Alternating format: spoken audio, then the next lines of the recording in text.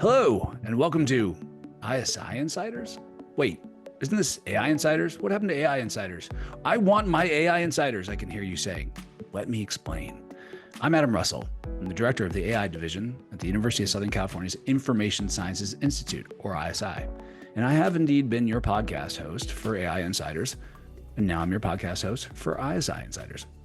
You see, it occurred to me that even while AI is, to quote the movie Zoolander, so hot right now, and appropriately so, AI as a group of technologies isn't emerging in a vacuum, but instead all of this is happening in a much wider range of different scientific and technological contexts, which I think are also important to understand if we're going to get a better sense of what's happening, how we got here, and where we might be headed. And it just so happens that ISI has a strong sample of experts that reflect those many different scientific and technological contexts, from quantum computing to computational social science, from microelectronics to health, cybersecurity, and space. Space no longer the final frontier as we increasingly come to operate in and through it. In fact, ISI has been helping to shape these contexts for over 50 years, playing early roles in everything from the internet and microelectronics and AI to launching startups that have impacted and continue to impact industry on a broader scale. These folks at ISI, they've seen and done a lot of this. So now I'll be serving as your virtual guide as we talk to some folks from ISI, the ISI Insiders, as it were, as part of our service to you, dear listeners, to provide what I hope is serious edutainment that helps you get some different views on our rapidly changing world to help inform your thinking about how we want that world to change so that our technology can help us do more good for more of us. And I'm talking to these folks to get their sense of where things are headed in this increasingly complex world, and as a result, what excites them the most, what worries them the most, and what confuses them the most. Because as I keep trying to remind people who often sound very convinced about what's going to happen next, if you're not confused, you're not thinking clearly. And today, to kick off ISI Insiders, we're lucky to have Jacob Lichtefeld to help us be better informed. Jacob is a software research engineer in the network and cybersecurity division at ISI, which means he's also seriously in the trenches. He's putting together the actual infrastructures, the code, and the plumbing that's necessary to actually get this stuff done, which is in the deep service of what we try to do at ISI, which is have positive impact. So I'm very excited to hear more about what Jacob is doing. Here in particular, try to explain that to his 12-year-old self, as we do here on ISI Insiders, and actually ask him some increasingly odd curveball questions that I think will reveal sort of what he thinks about what's coming our way. Jacob, welcome to ISI Insiders. Thank you, Adam. It's great to be here. Well, I hope you feel that way at the end of this after I've thrown you all the curveball questions. But let's start with, I guess, what is still a curveball question, but one you probably saw coming. I'm really interested to hear you explain to your 12-year-old self what you do right now at ISI, and maybe even your 12-year-old self will no doubt be like amazed. Explain to him how you got here. Yeah, so I think that the biggest thing is that right now I'm actually writing code that gets to have a real world impact. I mean, at 12, I was starting to write some code. I was getting into that in middle school with, if you're aware of the like little Lego robotic computer. Yeah. I had just started getting into programming those. And I'm originally from Kentucky, and there's a competition there where every year a new board is released with a bunch of different Lego pieces that you put together and build a challenge. And the goal is to navigate that robot around to complete a bunch of different things. And I competed in that all through high school. So I think 12-year-old me would be like really excited to know that those skills have evolved, and I'm now doing something with them that's having a real positive impact. It's like that Far Side cartoon of the kid, the parents looking on at the kid playing the video game and dreaming about like their future as a professional video gamer. You could go back and say, hey, guess what, kid? We get to do this for a living. Like, hey, hang in there. Yeah, and it's cool to see how the programming skills I've learned have evolved, and that some of the things that I were taught were important, when I was coming up through middle school and high school are less important now because technology changes that quickly. And that I think is one of the key things of working in this field is you have to be willing to relearn new skills constantly. Yeah, that's interesting. You're touching on that because one of the questions I do have for you in particular is what recommendations would you have for people who are interested in, I mean, let me say this space, right? This information sciences space. I think it's keep learning. You just have to keep learning new tools. I mean, all these large language models are becoming such a large impact. I mean, it's been, well, do I really want a code AI assistant in my code editor? I don't know. I know a lot of the things already that I'm doing well, but this is an existing tool that's coming out, and it's related to stuff I'm working in. So I should turn it on. I should see what suggestions it gives me. I should see what frustrations it causes, places it does things well, so that I'm keeping up on those tools that are being used and exploring the impact of that. So you don't think you should get a baseball bat with a couple nails through it and go after it to protect your job? I mean, how do you? My take on this, of course, is that I think it's going to be a really powerful partner to some degree. But there are, in addition to these sort of dystopic interpretations of AI just taking everybody's job, there's also other versions where AI is, profoundly unsafe in the future. It's used for cyber weapons, bioweapons, potentially loss of control. Given that you work with AI on a fairly regular basis, do you worry about any of that stuff at all? I do. I actually think that's probably one of the largest challenges that we're going to face. And hopefully we've learned the lesson of past big breakthroughs in computer science, where sometimes that safety aspect was Hmm. sort of looked at as, oh, we don't have to think about this. Like only responsible people are using the internet, right? And then, oh, lo and behold, actually it's not. And we need to go hodgepodge in all of these security measures because people are taking advantage of the open access that is provided. And Yeah. hopefully we've learned that lesson that no, we can't ignore safety now. We have to be thinking about it as we're developing these tools. And as researchers, we have to ask the question of, okay, how can this tool that I'm working on really be used for nefarious purposes? Mm. I mean, in school, was there a lot of discussion about this sort of safety question, or is it just you? Not a whole lot of discussion yet, but I think it's that safety question moves slower than it probably should, Yeah. because people develop the cool technology and see the positive impacts from it and just want to race towards those positive impacts without fully considering the potential negative outcomes.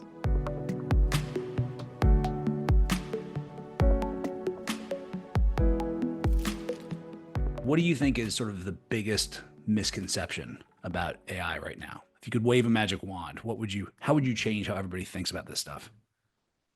I would remove the word AI from the It's- lexicon. I don't yeah. think the term means anything. And what I do think it means is the 2024 version of what somebody in the 80s and 90s sci-fi show meant when they said AI, Yeah. which we don't have yet. And I really think it's become a marketing term of evoking to that what we see or what we saw in sci-fi literature as an AI person, and we aren't quite there. And I think there's that disconnect in the public between what the tools actually can do today Mhm. and what they're being marketed as and making a callback to in literature that we're used to seeing. Yeah, even back in the early days, I know Herb Simon and some of the sort of founding folks of AI were uh, were really nervous about the use of the term artificial intelligence. They just said, "Look, that term intelligence is going to get you in trouble." But yeah, I think that the term AI now is just as problematic as helpful in a lot of cases. So, what would you call it instead? Would you wouldn't just go with like machine learning? Surely you must have something more poetic. No, I think it has. Yeah, my term probably still needs a little bit of Okay. workshopping, Okay. but I think it has to revolve around something with utility. And it should be a measure of what this tool or the software component is useful to actually do. Huh. And not just in like the measures we currently see of like, well, how well does it do on these set of standardized tests? Because Right. at this point, all of the scores are in the high 90s. Like the scores are essentially meaningless now because every model is fighting over a few tenths of performance improvement. So I think it's really a new measure of how are we actually looking at what use these models can provide. Like if you were analyzing the code, a code Hmm. helper, how useful is it, more in a measure of how much does somebody actually take the suggestions, or did they take the suggestion and then entirely clobber it because actually what it suggested just happened to be entirely wrong and they thought it was correct. And at the same time, those are the types of measurements that become really labor intensive to get, right? Because you have to either have a large set of people who are using these AI tools, and it probably just doesn't look like a chat interface, because how do you measure utility in a chat interface other than just asking people about their experience afterwards? Because you're not doing the task in that interface. You're just getting advice. That's a really interesting take on this of how can we describe what kind of tool or how useful they are rather than sort of lump them all together as AI. I mean, we do that in other industries on a relative basis. I have two daughters. One has just started karate, and it's interesting how even now, with a couple classes in, she's understanding the difference between the colors of the belts and like what does that mean for what they're good at doing, and what don't they know yet. Yeah, maybe we just need some karate belts for these things and just say, this is a software tool. It's a yellow belt, which tells you something about how useful it is. Yeah, I grew up dancing actually in ballet schools and a whole bunch of different styles. But I mean, you have that same you graduate up through levels, or if you look at professional Yeah, arts programs, and yeah. it's that same at some levels. The distinction is what physical skills can you do differently, Hmm. and it at some point the still distinction becomes far more nebulous, right? You get like, well, this person's artistry is better or their musicality is better, Yeah, which starts to get more subjective and harder to define, which would but still useful as a description, right? Yeah, it's not precise, it's not perfect, but you know more about someone's dancing when it's described that way. I gotta ask you, do you still dance? I do, yeah.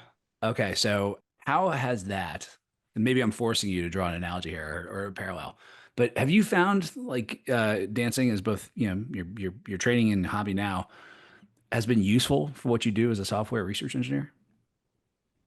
Yeah, I think so. So what I'm doing right now, primarily, is I'm keeping up with my tap dancing skills. Okay. Even though I grew up training in a whole bunch of styles, and actually I spent 2 summers at ballet schools across the country. So Is that. there a betrayal there? Are you making confession to your ballet instructor? Uh, Like I tap dance now. I don't know. I don't know the well, I difference. tapped at the same time. They knew it, but it is more that if I wanted to keep up with my ballet skills, the time Yeah. commitment is much more, because I mean, I was at one point I was dancing, an hour and a half class at least 6 days a week. And, that was much easier to do is as a student and younger than it is now. Right now. Yeah. So I think that is something, pulling from that example, that is actually pretty useful, but sometimes it just takes time to use these tools well, and you have to dedicate the time to using with them and working with them. And then from the tap perspective, since tap's all about rhythms and sounds and fine motor control, there, I think it's a pretty interesting parallel between like trying to think about a tap dance as a program, Hmm. and as these rhythms that are layering on top of each other. And actually, probably the best example has to do with improv, because it's pulling these skills from various portions and putting them together in a new dance on the spot, which can sometimes feel a lot what programming is, where you have all of these tools and you have all these solutions for similar but not exactly the same problems that you're able to pull on to solve what's new. That's really interesting parallel. Do you ever think that when you're coding? Like, here I am tapping away. Yeah, a little bit.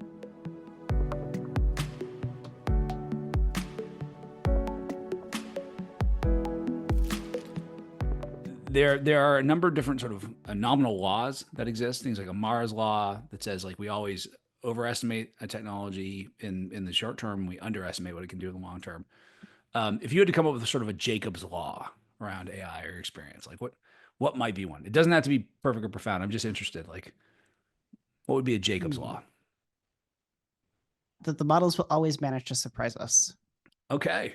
We'll always give them some challenge where we clearly go, nope, we don't think this is in reach of what we've currently put together, and we'll try it. And it may not be perfect, right? You might not get exactly the correct answer, Sure. but there are plenty of times where I've pulled up, oh, I need to do this slightly more complicated than the most complicated thing I've asked the language model in programming. And I'm always impressed on how close it gets. Or for like debugging in the terminal, I've been trying to track down networking issues lately, which I have decided is the bane of my existence because networking should not be this hard as long as it's been around, but it still manages to cause all kinds of problems.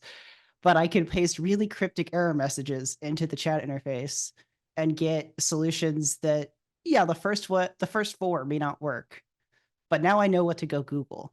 And I think that has been a really profound way of changing how I interface with the world and how I interface with these computer systems, that we can take these really cryptic messages, right, and pull them forwards. And I continue to be surprised at how cryptic of a message I can pull and just say this is an error message and get relevant information. Okay, so I'm gonna take Jacob's law. I'm gonna run with it. I'm actually gonna expand it a little bit because again, it's almost like when dealing with kids, you have to be prepared to be surprised. Mhm. Because yeah, if you're not, one, you'll miss opportunities, I think, to really leverage that, and two, they'll just knock your socks off. You will underestimate them, certainly in some cases. I see this in my own on my own use of AI. So I like Jacob's law. Don't be surprised to be surprised. Last sort of unfair question. What do you think will be the last sort of human level task, or a task that AI will be able to do at sort of a human level? What will be the last holdout? Mm, last holdout of a task. Yeah, and I'm using the term task pretty specifically here because I've asked people this question and they've said, I think quite recently, like the ability to comfort someone by giving them a hug, or something like that. That's not really a task. I guess what I mean by task is like something that you could describe as like part of a job role. What do you think would be the last task to fall to AI? I'm going to go back to the arts. I think we're going to end up, because I think robots are going to become a thing we start to see more and more of. But Hmm. I actually think that fine motor control and the ability to coordinate all of that is going to be one of these things that takes a while. The that actually I think it's that improbability, right? Hmm. Of coming up with something entirely new, either from just a description input. So we had a tap class a week ago. We were asked to think of a color and then tap dance like we thought that color would sound, and the other people in the room had to guess the color. And somebody did ask what colors were acceptable. So could you pick a weird color name? Or like Banana Republic catalog of like I Right, want, yeah, yeah, Desert Bone. yeah, but that type of going from this one form of input, transforming it multimodally into something that you now need to represent physically in a way that what you convey, another person or another AI in this case, can take that input and trace it back to an original prompt and do that full round trip conversion. And even if it's not a perfect, because we did not guess the colors 100% correctly every time, but that ability to have that type of conversation and that complex of a task where you can do this full reconstruction, I think is going to take some time to fully get to. What color did you tap? I tapped a cool blue. Did they get it? Yeah, the group did get. They were pretty close. We didn't have the exact blue, but somebody guessed blue, so I decided that was close enough. And it'll be hard to reproduce the tabs here, but I had a bunch of drag sounds and was trying to represent the wind, like of light clouds ristling through the sky, of like a nice cool blue sky, and that was the connection I was trying to make. And as we were discussing the sounds that were being made, there were some people who had made that a very similar type of connection, even if their description was slightly different in how they represented those dragging wispy sounds. I love it. And I asked that because back to your Jacob's law, like that's also surprising. It's something that we all have experiences of, but it's surprising that we can do that. So I'm going to take that. Actually, I'm going to say you now have two laws. Jacob's first law is be prepared to be surprised. Jacob's second law states, and we should do everything we can, and we can do things to make sure it's good surprise, right? That's not that we have some say in whether that surprise is good or bad for us. Now on those lines, Jacob, we're running out of time, but I really appreciate you being willing to sort of tackle some crazy questions, but giving, I Yeah. think, really thoughtful answers. We named a new law, right? In the Hey, process. that's exciting. There you go. So again, thanks for being part of the team. I know you're not strictly part of the AI division, but that's what's wonderful at ISI is, yeah, it's division in name only, and really what it's about is, being on the same team, and that's sort of why I'm here, is to help hopefully build some super teams. So, any parting thoughts for folks before we wrap up? I think it's, yeah, find your team, find your group of collaborators, find those people that are outside of your expertise, and keep talking, keep learning, and keep exploring. Man, I couldn't have said it better. Which challenge is on Notebook LM. Come up with a better podcast wrap up than that. All right, Jacob. Well, glad you're on our team, and I love that advice. So thanks again for your time today, and fight on. Right on. If you enjoy these short podcasts, please do what really only you can do. Rate us, score us, evaluate us, grade us, spread the news, subscribe, send us feedback, offer up brave questions, and of course, please just keep listening and learning. And join us, please, again for another episode of ISI Insiders, where we're going to keep exploring, keep learning, keep humanizing AI to help navigate our way through this weird, weird world. Trying to do what humans can do best when they face these kinds of challenges, working together as if all our lives depend on each other, because they do. So for now, for the future, fight on.